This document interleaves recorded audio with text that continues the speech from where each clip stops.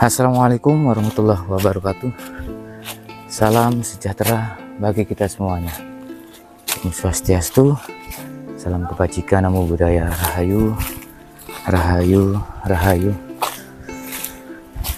Ya, saat ini kami mencoba untuk mengajak kalian semuanya untuk masuk hutan lagi. Nah, hutan ini perbatasan sebetulnya dari pemukiman warga ya. Ini tepatnya berada di Dusun Blentreng, Desa Ngembat, Kecamatan Gondang, Kabupaten Mojokerto, Provinsi Jawa Timur. Nah, di sini banyak hal-hal yang patut kita ketahui, terutama untuk panorama alamnya ya, yang sangat indah. Suasana di pegunungan juga menjadi magnet tersendiri bagi wisatawan ya, untuk lebih mengenal lagi di Dusun Blentreng ini. Ya, untuk Dusun Blentreng sebenarnya ini desa Ngembat ya. Desa Ngembat ada dua desa antara Ngembat dan Blentreng. Yang saya akan ini cerita dari Dusun Blentreng ya. Itu awal mulanya dari bawah sungai itu yang namanya Dusun Ledok. Itu di bawah di tepi sungai, karena itu mungkin zaman dulu takut longsor atau banjir. Akhirnya sama Bapak Lurah Suto waktu itu digeser naik ke atas bukit ya, yang sekarang ditempati ada pemukiman banyak di warga ini, itu yang dinamakan Dusun Blentreng. Seperti itu untuk Dusun Blentreng ya, cerita seperti itu. Dan Pak Ros juga banyak menulis ini tentang cerita rakyat ya.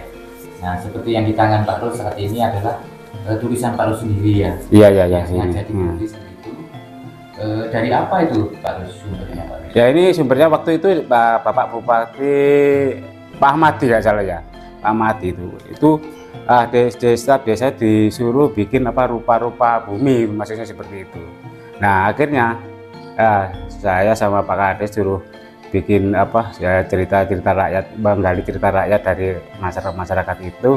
Akhirnya saya tulis ini, muncul cerita tentang ya masalah Candi Pari antara gitu, dan sampai Gunung Semar dan Batu Jengger, dan itu ada cerita rakyat seperti itu. Ya, Candi Pari itu antara laki dan perempuan ini petani sukses. Ini yang Pak Jakromo itu petani sukses di sini ya. Yang perempuan itu pertapa gitu. Akhirnya mau pinjam beras ya, mau ke kakaknya ini yang Pak Jakromo ini, akhirnya nggak dikasih, malah marah-marah gitu loh, karena dia hasil suksesnya dari petani gitu. Kolot sama adiknya. Akhirnya diset jadi batu seperti itu. Di Sabto zaman dulu gitu. Itu Candi Pari. Candi Pari. Itu betul, sampai sekarang itu ada fenomena langka, fenomena alam gitu Pak Ros. Iya. Di Candi Pari itu setiap tahun mesti ditumbuh lagi. Enggak di Candi Parinya, di sebelah-sebelahnya itu pasti ada. Kalau mungkin musim-musim kemarau itu kayak kulit-kulit padi banyak di sana gitu. Ada. Kalau itu di Tengah hutan. Ya.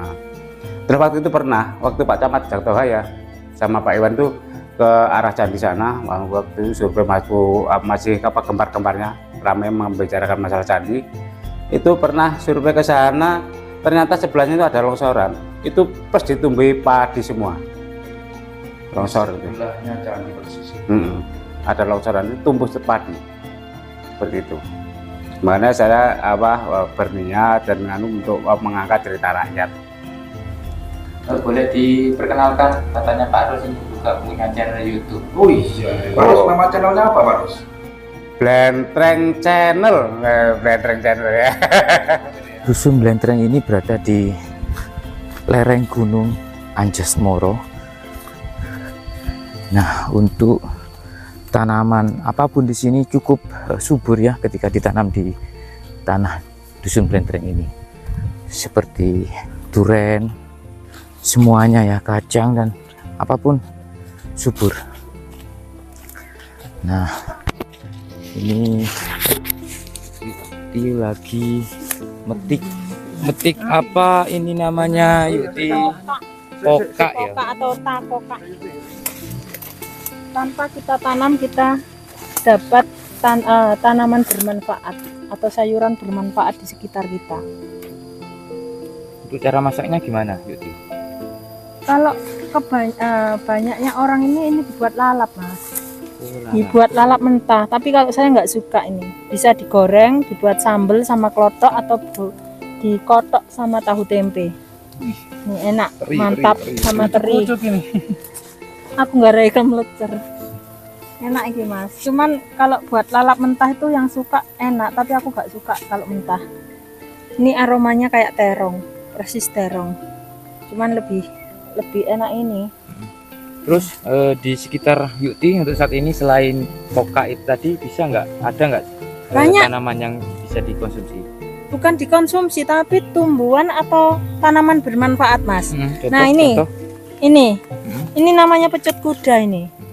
Nah, tumbuhan ini kan bisa menurunkan ini bisa menyembuhkan radang tenggorokan. Dengan caranya direbus ini daun 10 lembar sama pecut kudanya ini direbus 2 gelas air menjadi 1 gelas. Ini bukan katanya, karena saya sudah membuktikan. Saya waktu itu dikasih tahu teman, ternyata di sekitar kita kan wakeh itu, Mas, pecut kuda. Ternyata ketika anak saya yang kecil tuh batuk terus sambatan tenggorokan loro, saya dikasih tahu suruh ngerebus ini. Gitu. Saya buktikan memang benar. Jadi karena saya ini lahir di Blentreng ini ya, saya tahu persis bagaimana kondisi Desa Ngembat Dusun Blentreng ini, mulai dari lingkungannya, mulai dari penghasilan buminya, mulai dari tempat-tempat mana yang layak nanti diangkat menjadi sebuah ekowisata atau menjadi spot-spot selfie gitu. Mana yang harus kita rawat, mana yang harus kita lestarikan, itu saya tahu persis.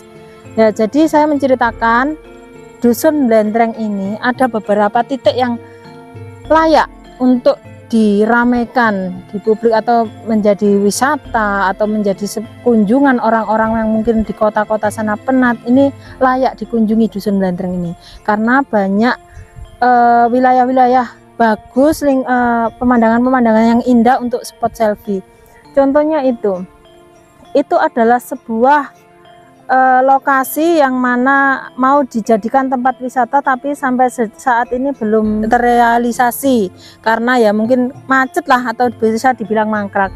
Padahal di situ itu bagus sekali view-nya untuk kita selfie atau tempat-tempatnya untuk kita di sana itu ketika kita penat di kota itu sangat bagus untuk liburan di sana. Gitu loh. Dan di sekitarnya juga banyak itu sudah kayak gazebo tempat kita duduk-duduk nyantai bersama keluarga di sana itu sudah banyak gitu loh. Sudah banyak tempat seperti itu dan bagus. Dan di sini juga di samping tempat-tempat wisata ada pendakian Gunung Buta, juga ada Sungai Galoh yang bisa di atas sananya itu yang dulu sering dikunjungi orang di ujung desa sana itu ada pusatnya Sungai Galoh yang di orang-orang bilang itu Segaluh, itu yang airnya sangat jernih sampai dasarnya itu batu-batunya kelihatan. Itu di sana, Mas, di atasnya Dusun Blentreng saya tempatnya. Terus di samping itu tanam-tanaman atau hasil bumi di Desa Ngembat Dusun Blentreng ini, di sini banyak sekali pohon kopi. Jadi sini banyak kebun kopi dan di sini juga ada rumah kopi yang mungkin nanti bisa dibantu untuk memviralkan lagi karena kopi robusta di sini itu yang ketika panen itu bumdes atau apa itu tidak mungkin mampu untuk menampung semuanya. Kita butuh orang-orang yang dari luar untuk mengambil kopi di desa kita ini karena memang sangat luas kebun kopinya. Selain itu juga ada duren, apukat, pete dan bahkan berbagai macam pisang. Karena pisang Rojonongko sendiri itu ketika panen raya itu kadang-kadang nggak payu, Mas. Kadang-kadang itu buak sapa sing gelem gawon. Itu pisang Rojonongko di sini. Padahal kan itu kalau bisa diproduksi kan bisa dikembangkan itu. Gitu. Dan tapi sayang jalannya itu masih kurang masih butuh untuk dibangun lagi jalannya. Yang masuk Dusun Blentreng itu masih rusak, masih sempit, bahaya untuk berpapasan gitu. Terus katanya di paling ujung selatan sana ada sebuah situs ya berupa batu candi atau batu pari gitu ya. Iya. Berapa kilometer dari sini? Kalau dari sini itu kurang lebih 7 km, Mas. 7 km, cuman kalau kita nempuh itu separuh perjalanan kita bisa pakai motor yang biasa buat ke ladang itu. Tapi separuh perjalanan kita harus jalan kaki, gak mungkin kita pakai motor ke sana. Dan itu memang berupa kayak batu ya, batu, cuman kalau dari kejauhan itu seperti tumpukan padi kalau zaman dulu itu loh, orang panen digelayungi. Ya, dan anehnya kan di situ itu kan memang ada yang aneh menurut masyarakat sini. Ketika musim hujan, di atas batu itu memang tumbuh pohon padi. Selalu seperti itu. Dan dari kejauhan memang kayak orang-orang dulu panen padi, digelayungi, ditumpuk itu. Tapi kalau dekat ya batu, memang yang sangat tinggi sekali. Candi Pari, dan juga ada di situ Watu Payung.